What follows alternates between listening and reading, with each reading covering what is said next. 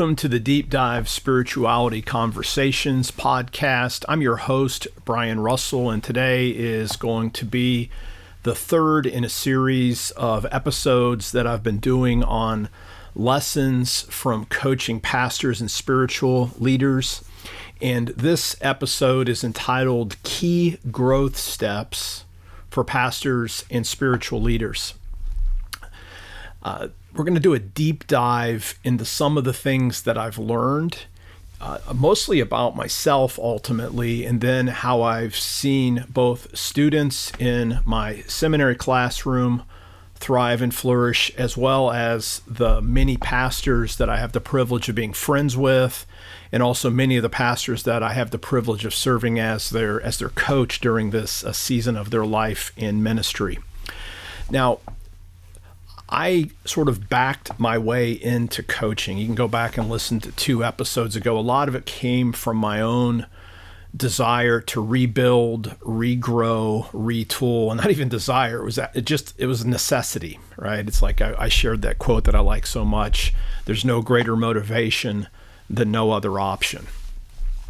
But what I've learned, and this is especially true over the last 4 or 5 years, is that the ministry, I don't know if it's ever been harder to be a pastor. Again, I don't want to make that an absolute statement, but in comparison to the past decades, I think there's some extraordinary events and challenges.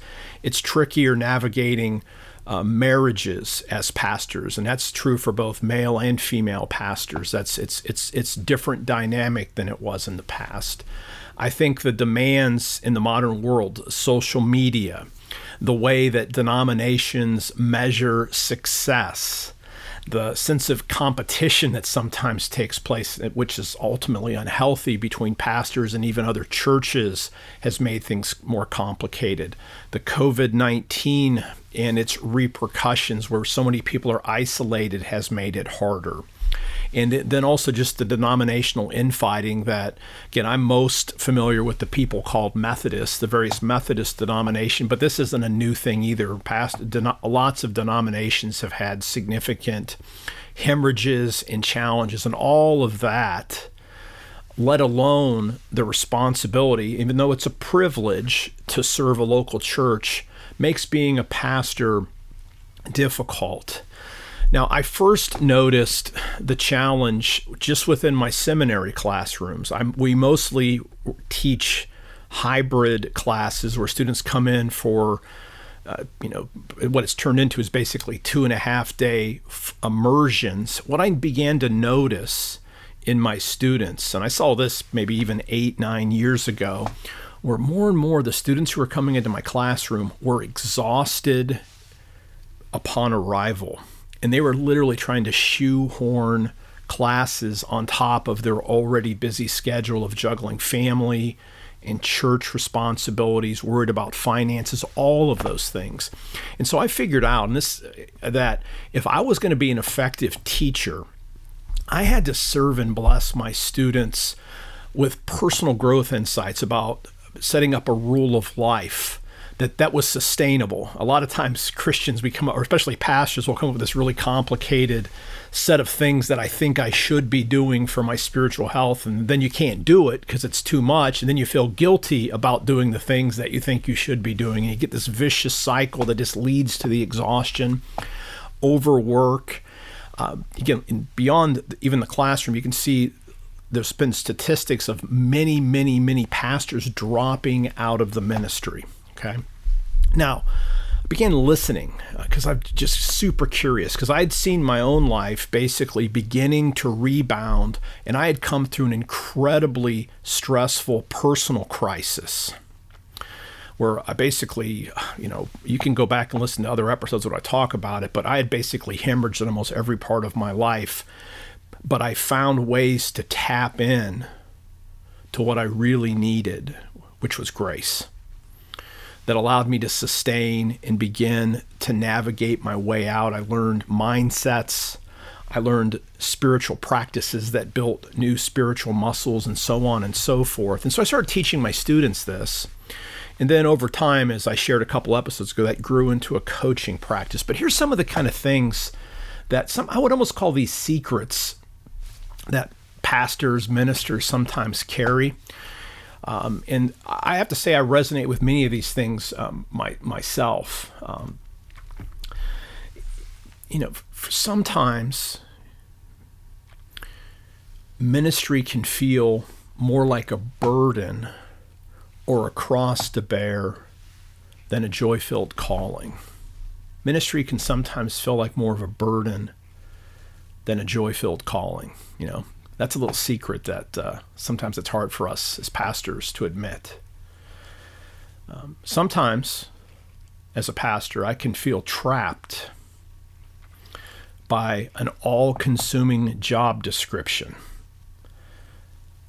And that makes me sometimes feel like I'm losing my identity in Christ, the very thing I got into ministry for, which was to grow in love for God and neighbor and to bless other people. This all-consuming job description literally saps the joy out of the thing that I actually thought I was called to do. Sometimes I feel really lonely, and it's felt like I've had to keep a wall around myself just to protect myself. Again, most people are really nice and kind, but pastors take a lot of profoundly cheap shots, and every pastor has horror stories if you can get into the inner circle and just things that people have said about them or done. Again, sometimes we deserve it, let's say that, but a lot of times there's just cruelty that it's hard to handle at times. So then we put up walls around ourselves, which then make kind of a lonely job sometimes even lonelier. Sometimes, and you can listen to my whole episode on deconstruction and stuff, sometimes I've struggled in my faith profoundly with doubt, uncertainty, and fear. And who do you talk to if you're a pastor when you're struggling with doubt, uncertainty, and fear? Do you stand up in the pulpit and say that to everybody? Because people are literally, at some level, I'm going to be careful how I say this, but in some level, people pay the pastor to believe for them. Again, that shouldn't be true, but it is. And so the second a pastor has a challenge personally and they're hurting, a lot of times a lot of negativity comes towards them because people don't want to see that, which makes it hard. So what do you do? Sometimes, I'm a professor of biblical studies, and I don't mind saying this. I wrote Astonished by the Word as kind of a response to a longer dry period in my own life. And sometimes Scripture just doesn't always seem fresh and life-giving like it once did. What do you do when that happens? Because I'm paid to interpret Scripture. Part of our job is to study the Word, be transformed by it, and then share that with others. But what happens when you hit dry periods? Sometimes I have a difficult time slowing down and actually taking a break. One of the first check-ins I do with pastors now is like, are you taking a Sabbath? Do you have a day off? And I'm not even talking about a theological Sabbath as, from a biblical perspective, but literally, do you ever take a day off? And I'm always stunned by how many pastors actually don't, or they go, I take a half a day. But everybody deserves to have one day where you get to wake up not having worked the previous day. But sometimes as pastors, we feel guilty about that because there's always more to do. I feel sometimes, and again, this is on me, but I've felt that I've had to care for others before I got to take care of my own needs. And the church calls that sacrifice. Sometimes we get told that that's being like Jesus, sacrifice ourselves. But it gets tiring sometimes, doesn't it? I've worried how my ministry would affect the people who I love the most. Like, how does it affect my spouse, my children, my relationship with my parents, time with my friends? And then sometimes, I found myself here multiple times. I've ended up exhausted by the demands of my calling and the fear that I'm on the edge of burnout, but I've always wanted to be faithful, right? Now, I phrased all those things as I statements on purpose, right? Because I want you to know that I know what that feels like, right? And I'm, do I still identify with some of those statements at times? Yes, but I've learned a way of living that has addressed some of those core needs. And, when I talk to pastors and we get into kind of unguarded moments, I often hear some of the very things that I wrote about myself, just basically spoken back aloud. So maybe you heard some of those things and resonated with those. But here's what I want to tell you. Ministry doesn't have to feel that way. It doesn't have to be that way. Again, are there hard seasons? Of course. There's winter, spring, summer, and fall, and that's the way the world is. But if it always feels like a winter, something's wrong, right? Because Jesus said, "Come unto me, all of you that are weary and heavy laden, and what? I will give you rest." That's in Matthew. And so what I've tried to do is I try to help others design a rhythm of life, a way of approaching ministry that allows you to have maximum effectiveness. Because those who know me know I'm all about mission. I'm all about making disciples. I'm committed to personal holiness and seeing literally a revival take place during our day. That's why I love pastors so much. It's like, revival is going to bubble up out of the laity ultimately, but the laity needs a well-trained, sanctified, spirit-filled ministry that's committed to sharing the best stuff that the church has to equip others to be the hands, the feet, and the mouthpiece of Jesus. So let me talk about a couple of things that I've learned. First, the problem that we as pastors and spiritual leaders can get into, and I'm going to use a business language here, is that we function as owners. Instead of functioning as an owner, we function as an operator. Now, a pastor doesn't own the church, God does. But this is a metaphor from business, because a lot of times a small business owner, again, a mom pop, they're the owner, but literally they have to be in the weeds all the time doing every single thing that has to be done to get the store to run. And unfortunately, for many pastors, that's the mistake that we make. We're supposed to be the overseer, again, not bossing people around. We're supposed to be the servant of all, to equip the saints for the work of ministry. But what typically happens is, especially when we're starting out and we learn bad habits, pastors just become the operator. I know when I had my first church, I think I mowed the grass sometimes. I was painting things. Again, I was young, I had energy, but that took me away from the important thing, the one thing that God had called me to do. And so we have to work on understanding how to allocate our time, right? Because this isn't about not working, but it's about doing the things that God ultimately has called us to do, not to be the operator who has to be in the weeds of every single thing that happens in the church. Because what happens is when we get stuck in this hamster wheel of just busyness, meetings, planning, mowing the grass, changing the light bulbs. I know pastors that fix stuff in the church. Again, they might be good at it, but that's not what we're supposed to be doing, right? I know churches that they expect their pastor to be up early to turn the lights on and the furnace on. That's hilarious, right? That doesn't make you a servant, right? We're called to equip the saints for the work of ministry.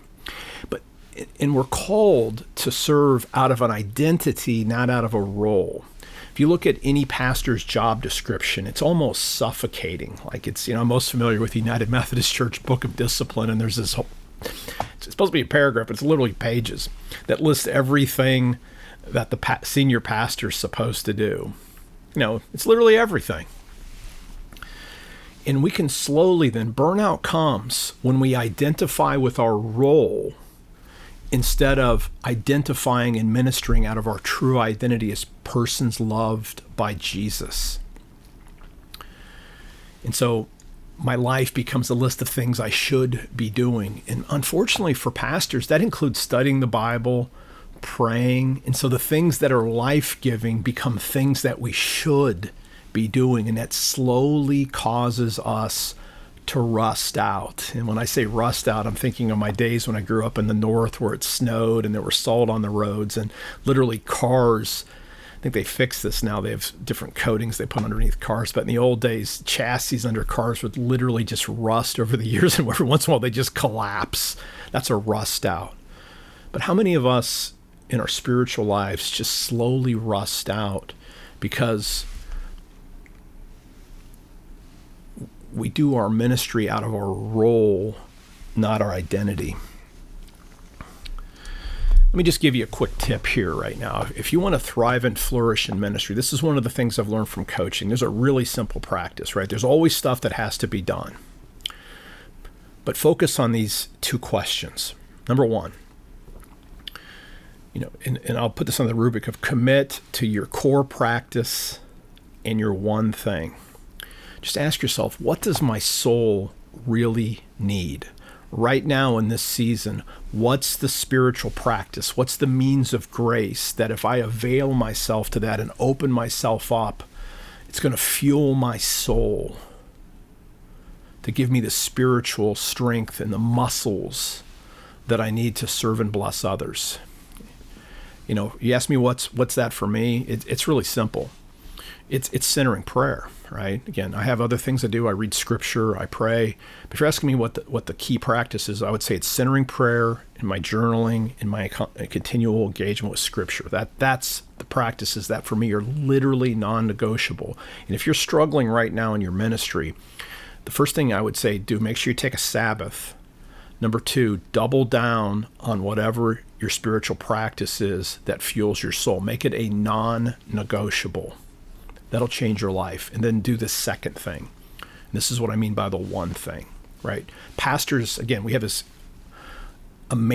just amazingly complicated job description where a lot, depending on your church, you're expected to do everything. What's your one thing, right? So what's the one thing?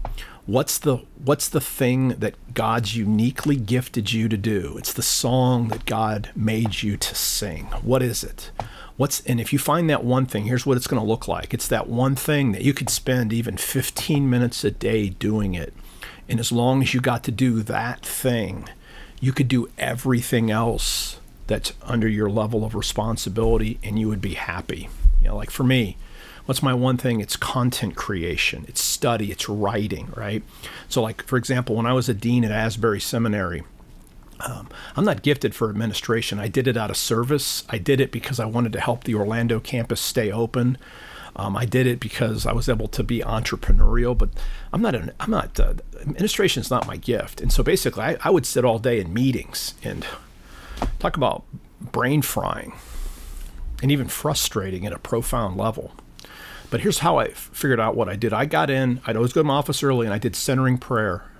I did my 20-minute sit in my office, and then I would spend 30 to 60 minutes every morning writing. And if I did that, I could spend the next 8 hours in meetings, and it was still a great day for me. That's what I mean by the one thing. So what's that one thing? What's the spiritual practice that you need to commit to? And what's the one thing that if you did it a little bit every day, or if it takes a little bit more time, maybe it's a thing you can do a couple of times a week, that can make everything else you'd have to do as a pastor, it just gives it a whole new spin. Find your one thing. A couple more ideas. This is going to be a long episode. Another thing that I've learned is metrics. Sometimes we pastors were our worst enemy because we play comparison games with other churches, and denominations don't help us.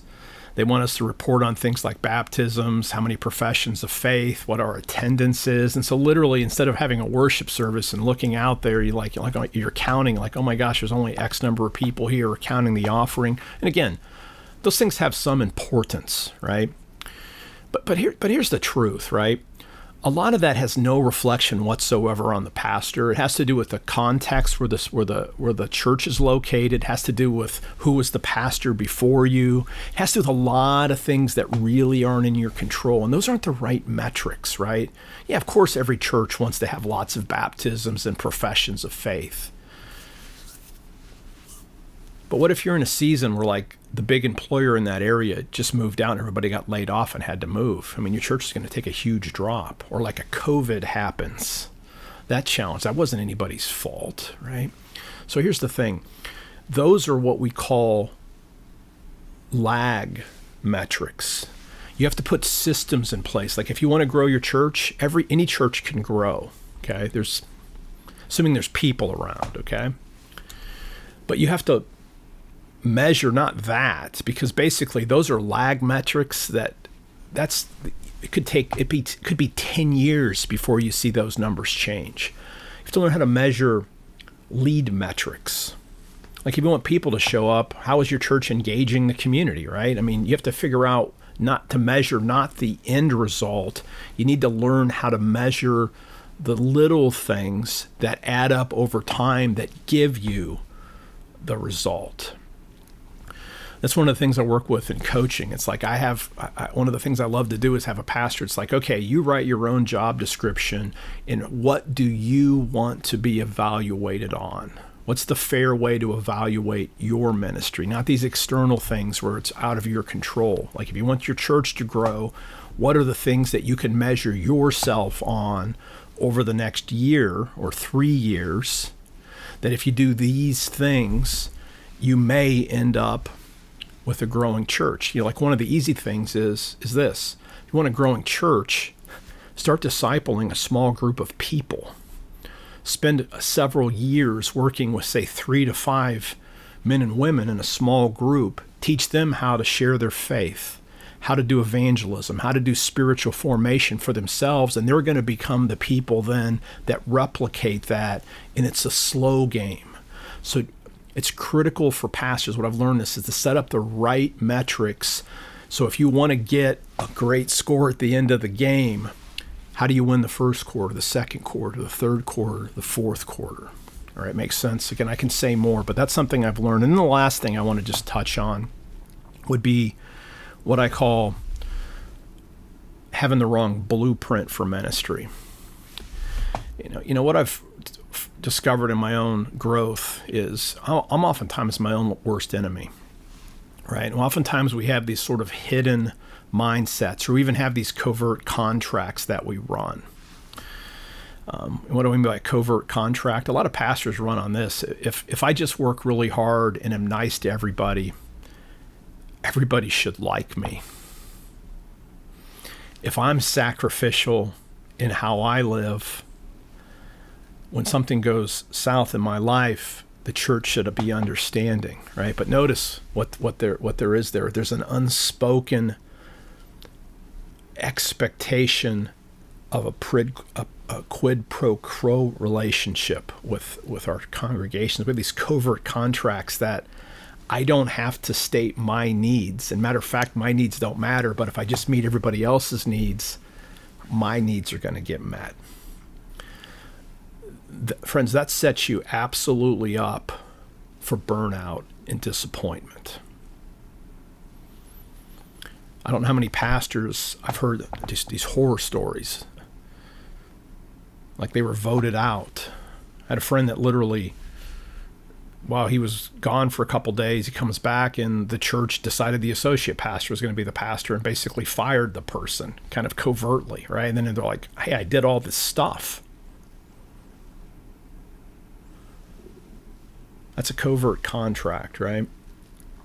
Other blueprints. I've heard pastors say things like, everybody should like me. Now, what if literally your criteria for fulfillment was that every single person liked you? What I've learned as I've gotten older is I've tried to cultivate, and this will sound kind of bad, but I just mean this. I've tried to cultivate a courage to be disliked. Now, I don't want to be disliked by people. I want to be loved. But you know what? Not everybody likes me. I'm not everybody's cup of tea. I mean, some of the videos I like the most, they get dislikes, and YouTube doesn't show dislikes anymore, but it's really funny. I could see them, and I'm always like, geez, what did I do? But it's okay, right? I'm not everybody's cup of tea. The most honest statement you can make, it's always 20% of the people aren't going to like something that you say. And as pastors, we have to be okay with that because we're representing God ultimately. And we have to be true, and we need to be able to look ourselves in the mirror and live according to the values and the calling that God has for us. So it's not everybody should like me. It's like that just isn't going to happen. I heard a pastor once. It was really struggling as an associate pastor, And he literally, I was coaching him, and he just kind of slipped and said one time, he goes, real men should have their own churches. And, I almost busted out laughing. I'm like, do you know what you just said? He goes, no. I said, you just said real men should have their own churches. And I said, so what the heck does your masculinity have to do with whether or not you're a senior pastor or not? And then he laughed. And I said, now think about this. You literally, deep down on the inside, think that you're less of a man, let alone less of a pastor, simply because in this season, you're second chair. As soon as he realized, geez, I'm setting a rule up that's just going to create unhappiness for me, he was able to enjoy his ministry, and he was able to actually thrive and flourish as that associate because he was doing a great job anyway. And then guess what? Eventually, most associates, if they're really called to be a senior pastor, you become a senior pastor, right? So what you want to notice is this, and this will be the last thing I want to talk about, and I've learned it from coaching. What are your rules? What are your real rules? Sit down with a piece of paper. And what has to be true for me to be satisfied as a pastor? How much money do you have to make? How many people have to show up for you to feel satisfied? How much external praise do you need? Again, I'm not saying these things are good or bad, right? We'll let you judge those things, but get it down on paper what your rules really are. Let me give you an example of a rule. For a long time, as I was coming out of my divorce and I was a single father, and even after I got remarried, I was still struggling as a parent. I was thinking, I'm not a good parent. I'm not a good father. And everybody always said, Brian, you're a great dad. And my wife would say, geez, I wish you're such a great dad to your girls. But deep down, I didn't feel like it. And then I heard about this rule stuff, and I just asked myself, what has to be true for me to feel really good as a dad? And listen to what my rules were. I would always be present for my daughters, and I would work really hard and provide for them. And then those are sort of mutually exclusive. How can you always be present and still work really hard and be a provider? And then I realized, oh my gosh, you know what my rules were? I was trying to be my mom who didn't work outside the house. And I was trying to be my dad who always worked multiple jobs when we were growing up. And I was trying to do that at the same time. And guess what? I felt like I was a bad father because it's impossible to be two persons at the same time. Those were my rules. So friends, what are your rules? It's one of my favorite coaching conversations. Be 100% off. It's what has to be true for you to feel loved. What has to be true for you to feel the grace of God? What has to be true for you to feel satisfied and thriving as a pastor? Again, I could go on. I just wanted to give a taste. These are some of the things I've learned about pastors. I started out with some of the secrets, gave a couple of the metaphors that I think are really helpful for pastors and spiritual leaders to grab a hold of, and one of the key ones, the last one I'll say is just, it's a long game. We want to live for the marathon. There's no finish line to what we're doing. We're growing in love for God and neighbor. You can only know how far you've gotten by looking backwards, not by looking how far you still have to go, because growth in love is an eternal thing. If you have any questions, feel free to reach out to me. I'd love to have a conversation with you. You can check out my materials at brianrussellphd.com. I'll have some things in the show notes if you want to check out some of the links there. I'd really appreciate it. Again, I'm here to serve. If you're a pastor, just know I pray for pastors every week. I know what it's like. Grateful that you're there, and I want you to thrive and flourish in your ministry. Preach the gospel, live it out. Till next time, live by faith, be known by love, and be a voice of hope to others.